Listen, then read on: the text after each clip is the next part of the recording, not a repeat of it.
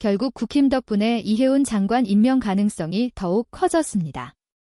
제가 왜 국힘 덕분이라고 표현한 것인지 지금부터 설명해 드리겠습니다. 지금 이 장면을 보면 누가 여유가 있고 누가 다급한지 거의 드러납니다. 민주당과 대통령실은 한 발 물러나 있습니다.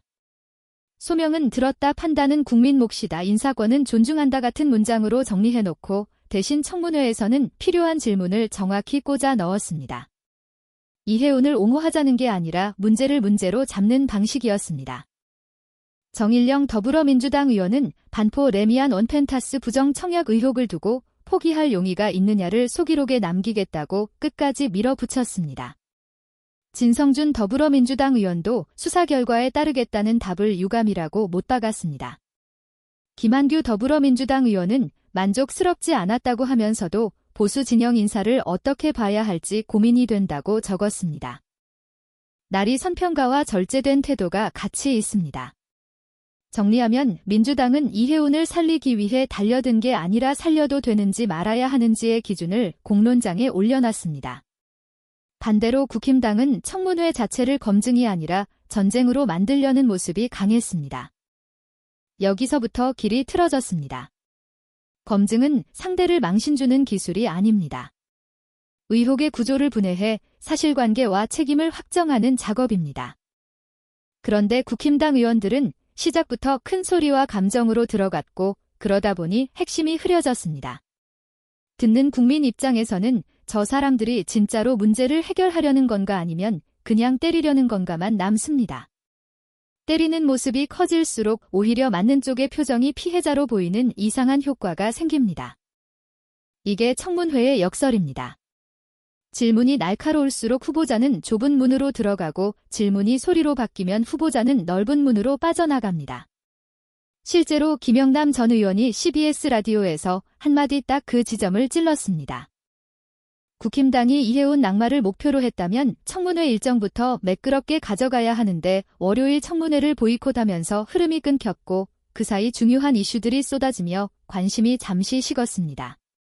그 사이 시간이 벌어졌고 시간이 벌어지면 후보자에게 유리합니다. 논란은 뜨거울 때 결정타가 들어가야 하는데 식혀버렸으니 칼날이 무뎌집니다.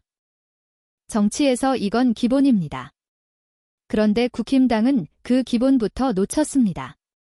그 다음은 더 문제였습니다.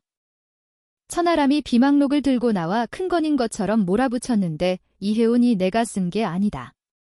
한글 파일로 이런 걸 만들지 내용에도 동의하지 선을 그어버리자 거기서부터는 자료의 출처와 작성자 입수 경로에 본인이 쓴 것으로 보는지에 근거가 따라붙어야 합니다. 그래야 공격이 검증으로 전환됩니다. 그런데 그 고리가 비어 있었습니다.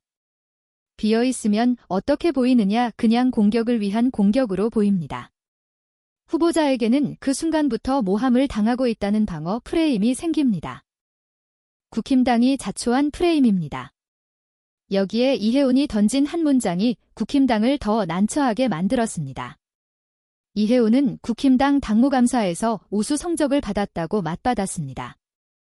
이것만큼 뼈아픈 역공이 없습니다. 국힘당이 지금 이해운을 도덕성의 문제로 몰아세우는 순간 국민은 곧바로 묻게 됩니다.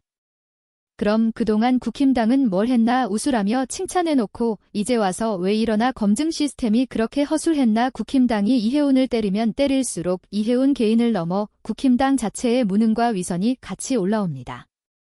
한마디로 때리는 쪽이 같이 다칩니다. 이해운 본인에게 의혹이 많은 건 사실입니다. 부정청약 영종도 부동산 의혹 증여세 문제 자녀 입시 논란 보좌진 갑질 논란이 얽혀 있습니다. 청문회에서도 수사 결과에 따르겠다는 답이 나오면서 지금이라도 명쾌하게 정리하라는 요구가 커졌습니다. 정일영 더불어민주당 의원이 아파트 포기 의사를 속기록에 남기려고 압박했고 이해운이 답한 장면도 나왔습니다. 이 모든 장면은 후보자에게도 부담입니다. 민주당이 이 대목을 모른 척하지 않았습니다. 오히려 민주당 의원들이 직접 국민 정서의 핵심을 건드렸습니다. 부동산 병역 입시 아빠 찬스 같은 이슈가 왜 치명적인지 민주당이 모를 리 없습니다. 과거에 그 문제로 정치가 어떤 비용을 치렀는지 민주당 내부에서 더 잘 압니다. 그래서 박원석 전 의원이 방송에서 그걸 다시 겪을 이유가 없다고 말한 대목도 의미가 있습니다. 민주당은 감수할 이유가 질문을 공론장에 올려놨고 그 질문의 답은 여론과 사실관계로 가겠다는 태도를 보입니다. 이게 여유로 보이는 이유입니다. 여유가 있다는 건 방심이 아니라 절차를 믿는다는 의미입니다. 반면 국힘당은 절차를 믿지 못하는 것처럼 보입니다. 절차를 믿지 못하면 어떻게 되느냐 절차를 흔들고 장면을 망가뜨립니다. 소리를 키우고 인신공격성 표현이 섞이고 악어의 눈물 같은 말로 후보자의 태도 자체를 부정합니다. 그런데 그건 후보자를 무너뜨리는 게 아니라 청문회 자체를 싸구려로 만듭니다. 국민은 정책과 사실관계를 보기 위해 청문회를 보는데 그 자리가 감정 배설장이 되면 끝입니다. 국힘당은 지금 스스로를 검증할 자격이 없는 집단으로 보이게 만들고 있습니다. 이혜원을 잡겠다고 덤볐다가 이혜원을 통해 자신들의 민낯이 더 선명해지는 구조입니다. 결정적으로 국힘당은 가장 중요한 쟁점에서 말을 잃었습니다. 12. 3. 비상계엄입니다. 이혜원은 과거 행적에 대해 국민이 오케이 할 때까지 계속 사과하겠다고 말했고 늦은 사과 자체가 하나의 잘못이라고까지 했습니다.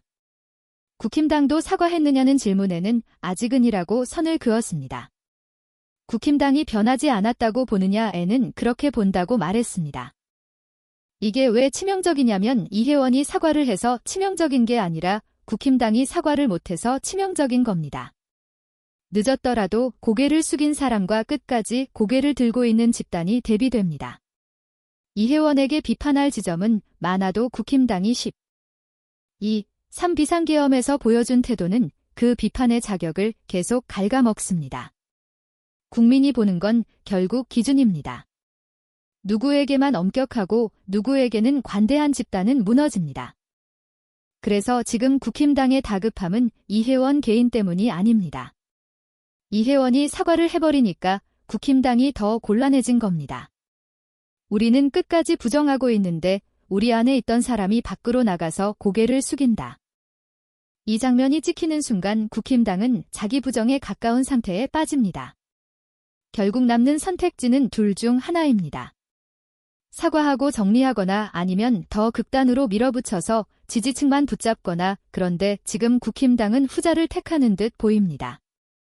그 선택이 왜 위험하냐면 정치적 생존에는 도움이 될 수 있어도 국민적 신뢰를 회복하는 길과는 완전히 반대로 가기 때문입니다. 이혜원 문제를 둘러싼 국힘당의 태도는 검증이 아니라 프레임 전쟁에 가깝습니다. 프레임 전쟁은 상대를 쓰러뜨리는 데는 도움이 될 수 있지만 사실관계를 정리하지 못합니다. 그래서 국힘당의 공격이 커질수록 오히려 이혜원이 방어에 성공하는 순간들이 만들어집니다.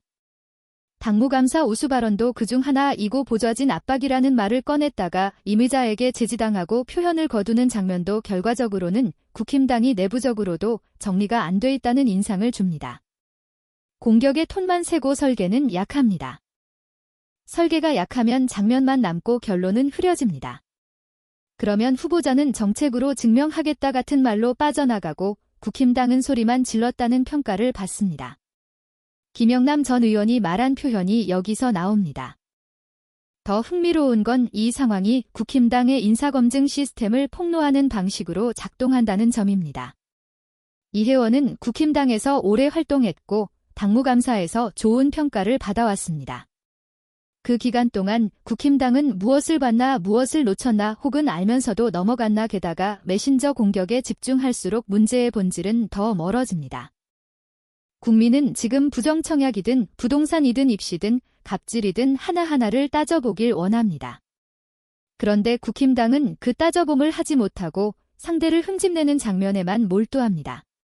그러니 신뢰가 안 쌓입니다. 지금 국힘당이 할 일은 어렵지 않습니다. 이혜원을 때릴 게 아니라 이혜원에게 제기된 사안을 차분하게 구조화해서 국민 앞에 내놓고 동시에 12.3 비상계엄에 대한 자기들의 책임과 태도부터 정리하는 겁니다. 그런데 그 둘을 못하고 있습니다.